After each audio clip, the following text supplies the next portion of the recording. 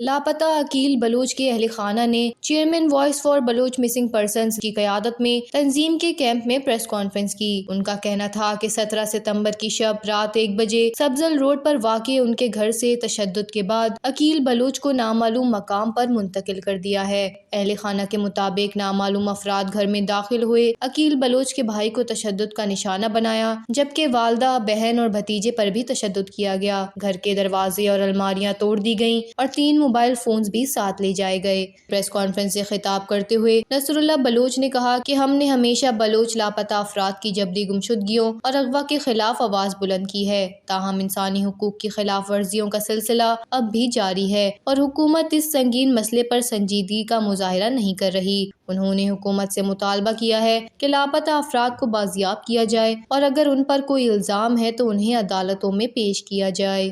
وش news, Quetta, Balochistan.